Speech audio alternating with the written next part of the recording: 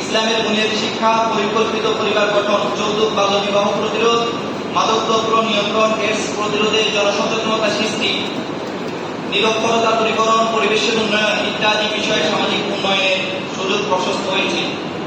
এই সুযোগটা হয়েছে আমাদের ইমাম প্রশিক্ষণ একাডেমির প্রশিক্ষণের মাধ্যমে। আমরা যে 45 দিন ব্যাপী প্রশিক্ষণ নিয়েছিলাম সেটার মাধ্যমে আমরা আজকের অবস্থানে আসতে পেরেছি। জাতির পিতা বঙ্গবন্ধু শেখ মুজিবুর রহমান সাহেব কর্তৃক প্রতিষ্ঠিত ইসলামিক ফাউন্ডেশন অধীনে ইমাম প্রশিক্ষণ একাডেমি বিভিন্ন গুরুত্বপূর্ণ কাজ সম্পাদন করে সর্বমহলে প্রশংসিত হয়েছে।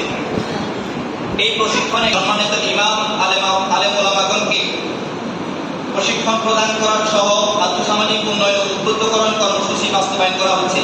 এই কর্মসূচির আওতায় ইসলামিয়া সেমি কোরআন তেলাওয়াত শিক্ষা, যৌতুক বাল্য বিবাহ প্রতিরোধ, সন্ত্রাস ও জঙ্গিবাদ নিরসন, মাদকাসক্তি এবং এডস প্রতিরোধে জনসচেতনতা বৃদ্ধি সহ প্রভৃতি বিষয়ে 45 দিন ব্যাপী প্রশিক্ষণ কর্মশালা চলমান রয়েছে।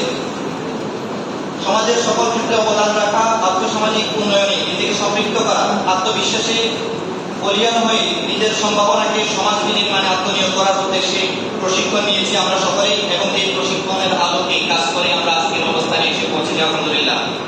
প্রশিক্ষণ পরবর্তী কার্যক্রমটি আরো এগিয়ে নেওয়ার লক্ষ্যে উপজেলা, জেলা, বিভাগীয় পর্যায়ে এবং জাতীয় পর্যায়ে শ্রেষ্ঠ ইমাম এবং শ্রেষ্ঠ খামার প্রতিষ্ঠাকারীদের নির্বাচিত করে পুরস্কার বিতরণের ব্যবস্থা করা হয়। আজকের তারই একটি অংশ হিসেবে 2023-24 সেশনের শ্রেষ্ঠ ইমামদেরকে পুরস্কৃত করা হবে।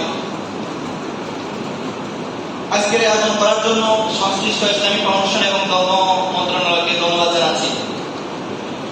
জাতীয় শ্রেষ্ঠ ইমামদের মধ্যে প্রথম স্থান অধিকার করায় আমি আল্লাহ সুবহানাহু ওয়া তাআলার দরবারে শুকরিয়া আদায় করছি, আলহামদুলিল্লাহ, এবং গর্ববোধ করছি।